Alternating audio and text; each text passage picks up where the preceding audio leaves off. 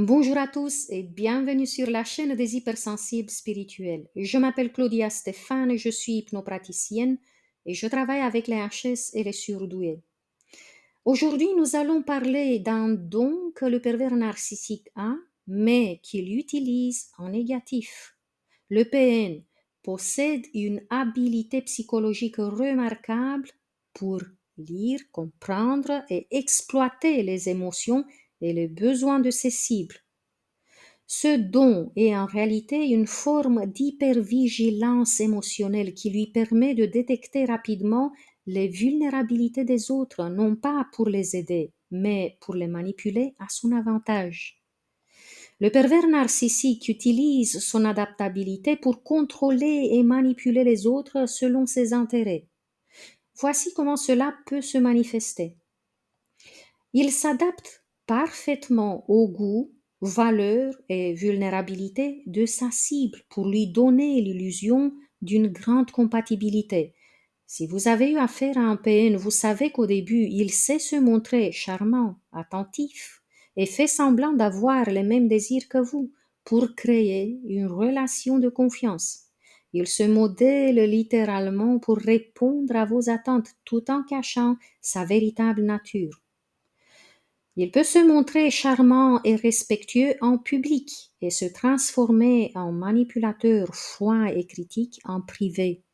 Ce contraste vous a sans doute créé une confusion, vous vous êtes senti déstabilisé et isolé car les autres ne voient que la facette sociale du pervers narcissique. Ce n'est que vous qui voyez le petit diable qu'il est en réalité. Ce syndrome du caméléon aide le pervers narcissique à séduire, désarmer et manipuler. Il se présente différemment selon les personnes pour tirer avantage de chaque situation, que ce soit pour obtenir de la reconnaissance, du pouvoir ou de la soumission. Ce jeu de masque rend ses intentions difficiles à détecter, ce qui permet de garder son emprise sur les autres plus longtemps.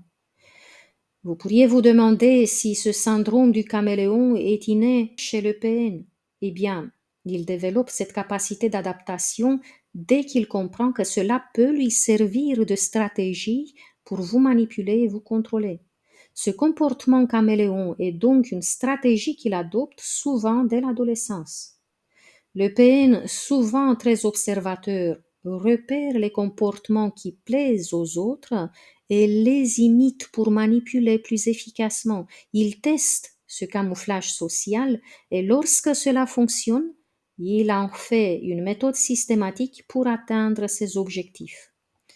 En grandissant, il perçoit rapidement que cette adaptabilité lui donne un avantage pour séduire, pour dominer et manipuler.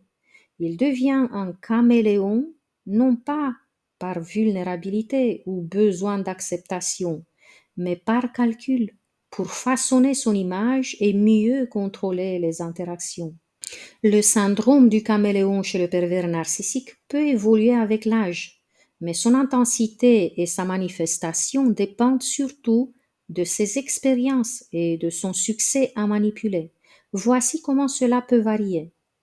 Dans la jeunesse, le pervers narcissique est souvent en pleine construction de ses stratégies de manipulation et de son art du camouflage. Il peut expérimenter, il peut affiner son masque et devenir de plus en plus habile dans son adaptabilité. À ce stade, il est parfois plus impliqué et plus enthousiaste, cherchant à séduire et à capter l'attention. À l'âge mûr, il perfectionne ses techniques et les applique avec plus de subtilité. Ses comportements de caméléon deviennent plus calculés et il sait mieux identifier les personnes qu'il peut manipuler et comment les approcher. Cependant, il a subi des échecs ou des pertes d'influence. Il peut aussi devenir plus amer et intensifier son contrôle pour maintenir son emprise. Et vous avez sans doute deviné, vers la vieillesse, les pervers narcissiques deviennent plus que jamais diaboliques. Ça devient de plus en plus difficile pour eux de cacher leur haine. Aussi, à un âge avancé, les PN peuvent parfois perdre en adaptabilité. Ils deviennent plus rigides, moins capables de dissimuler leurs véritables traits et leur masque peut se fissurer. Si leur entourage se rétrécit ou s'ils sont moins admirés, ils peuvent perdre patience, devenir plus colériques et moins enclins à adapter leur comportement. Certains, cependant, s'ils ont conservé des proches, continuent à manipuler en jouant sur la dépendance émotionnelle de leurs victimes de longue date. Contrairement à une empathie bienveillante, leur don repose sur une empathie cognitive froide, une observation méthodique des besoins, des insécurités et des désirs de leurs victimes. Grâce à un mimétisme émotionnel et un talent pour l'adaptation sociale, ils se transforment en la personne idéale, répondant à chaque attente pour instaurer une dépendance émotionnelle intense. Mais ce masque de bienveillance cache des intentions manipulatrices, transformant ces connaissances émotionnelles en armes de contrôle. Ne vous laissez donc pas piéger. Si vous avez aimé ce podcast, mettez-moi un like pour soutenir mon travail et laissez-moi des petits cœurs dans les commentaires pour que je sache que cela vous a été utile.